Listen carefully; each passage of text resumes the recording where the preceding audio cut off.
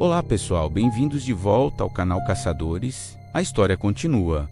Vamos à quinta parte de O Lobisomem Caçador. A noite ainda cobria São Bartolomeu, mas algo havia mudado. A vila resistira, sobrevivera, e isso não passaria despercebido. Muito além das montanhas, onde a névoa nunca se dissipa, existia um lugar que nem mesmo os mais antigos ousavam mencionar. O castelo, erguido sobre grandes rochas negras, cercado por uma floresta morta e um silêncio antinatural. O castelo parecia vivo. Suas torres altas rasgavam o céu como garras, e suas janelas brilhavam com uma luz vermelha fraca, como olhos observando a noite.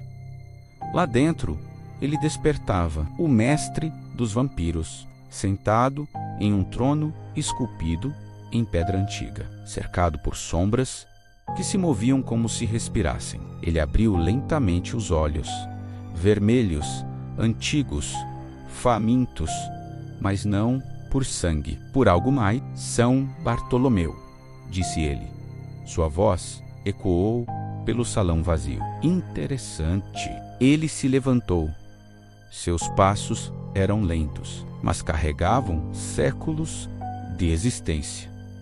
Seu nome há muito havia sido esquecido pelos homens, mas uma coisa permanecia imutável ao longo dos séculos: sua obsessão de tempos em tempos. Ele escolhia uma nova esposa, não por amor, não por companhia, mas por necessidade. Uma antiga maldição corria em suas veias, uma maldição que exigia renovação.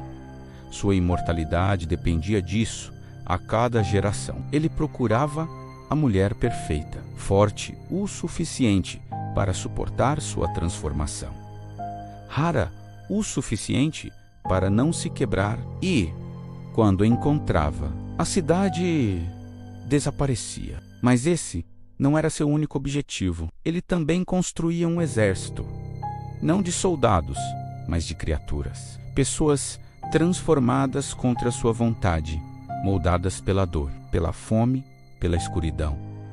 Vampiros leais, não por escolha, mas por submissão. E agora, ele havia sentido algo diferente naquela vila. Resistência. Um caçador, ele murmurou, caminhando até uma enorme janela. E não é um qualquer, um híbrido. Um leve sorriso surgiu em seus lábios pálidos. Isso pode ser interessante. De volta à vila, o clima já não era de comemoração, era de preparação. Dentro de uma casa simples, iluminada por velas, Arthur e Sara estavam sentados diante de uma mesa improvisada. Sobre ela, mapas antigos, rabiscos, marcas feitas às pressas. Sara apontava para um caminho entre as montanhas. Um dos moradores disse que viu esse lugar quando era criança. Ninguém nunca voltou de lá. Arthur analisava em silêncio. Faz sentido, disse ele finalmente. Vampiros não atacam sem comando. Eles seguem alguém. Ela cruzou os braços. Então, existe um líder? Ela perguntou. Existe? Respondeu ele. E é lá que tudo começa. Sara respirou fundo. E termina também, disse ela. Ele levantou o olhar. Não, disse calmamente. Isso é só o começo. Se a gente for, não tem volta, né? Arthur respondeu sem hesitar. Então vamos fazer direito, disse Sara. Na manhã seguinte, eles partiram. O caminho até o castelo não era apenas longo, era hostil. A floresta parecia rejeitar a vida. Árvores retorcidas, galhos secos, nenhum som de animais, nem vento, apenas silêncio. Sara caminhava ao lado de Arthur, atenta a cada detalhe. Esse lugar não é normal, ela sussurrou. Não é mesmo, respondeu ele. Em certo ponto, o caminho desapareceu. E foi aí que começaram os testes.